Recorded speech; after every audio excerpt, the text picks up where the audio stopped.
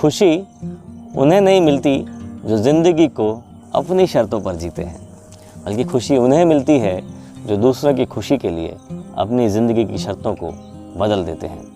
नमस्कार, मैं हूँ आशांशु। एक छोटी सी कहानी। एक ऋषि अपने गुरुकुल में शिष्यों को शिक्षा प्रदान किया करते थे।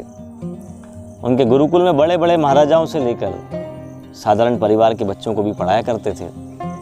वर्षों से शिक्षा प्राप्त कर रहे शिष्यों की शिक्षा आज पूर्ण होने जा रही थी और सभी बड़े उत्साह के साथ तैयारी कर रहे थे अपने अपने घरों को लौटने की, कि तभी ऋषिवर की आवाज़ सभी के कानों में पड़ी, आप सभी मैदान में एकत्रित हो जाएं।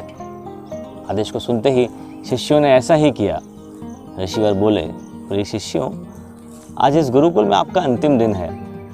मैं चाहूँगा कि आप यहाँ से प्रस्थान करने से पहले आप सभी एक दौड़ में हिस्सा लें।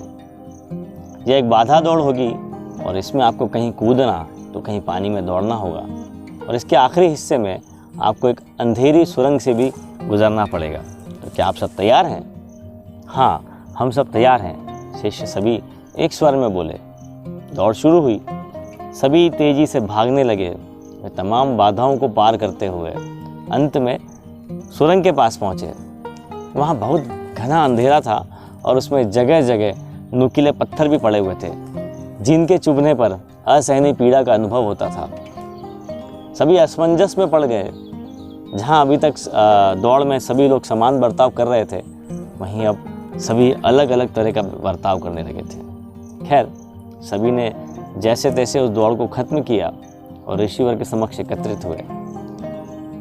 पुत्रों, मैं देख रहा हूँ कि कुछ लोगों ने दौड़ को बहुत जल्दी पूरा कर लिया और कुछ बहुत अधिक समय लिया।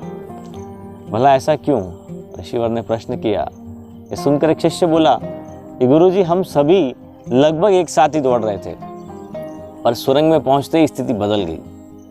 कोई दूसरे को धक्का देकर आगे निकलने की कोशिश में लगा हुआ था, तो कोई संभल कर आगे बढ़ रहा था, और कुछ तो ऐसे भी थे जो पैरों में चुभ रहे पत्थरों को उठा कर अपनी जेब में रख रहे थे, ताकि बाद में आने वाले लोगों को पीड़ा न सहनी पड़े।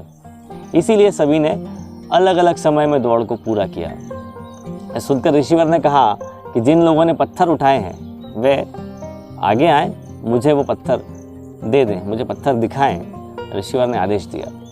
आदेश को सुनते ही कुछ शिष्यों जो थे जिन्होंने पत्थर उठाए थे, वे पत्थरों को लेकर सामने आए और पत्थर गुरु को देने लगे। पर ये क्या, जिन्हें वे पत्थर समझ रहे थे, दरअसल वे बहुमूल्य हीरे थे। सभी आश्चर्य में पड़ गए और ऋषिवर की तरफ देखने लगे। मैं जानता हूं कि आप इन हीरों को देखकर आश्चर्य में पड़ गए हैं। ये हीरे मैंने ही उस सुरंग में डाला था, और ये दूसरों के विषय में सोचने वाले शिष्यों को मेरी तरफ से एक इनाम है। उन्होंने कहा, ये दौड़ जीवन की भागम भाग को दर्शाती है, जहां हर कोई कुछ ना कुछ पाने के लिए भाग रहा है, और अंत में वही सबसे समृद्ध होता है जो इस भागम भाग में भी दूसरों के बारे में सोचने और उनका भला करने से नहीं चूकता। यहाँ से जाते जाते इस बात को गांठ बांध लीजिए कि आप अपने जीवन में सफलता की जो इमारत खड़ी करेंगे, उसमें परोपकार की ईंटें लगाना कभी ना भूलें। अंततः वही आपकी सबसे अनमोल जमा पूंजी होगी। कैसी लगी मेरी कहानी? आप मुझे कमेंट कर ज़रूर बताइएगा। नमस्कार।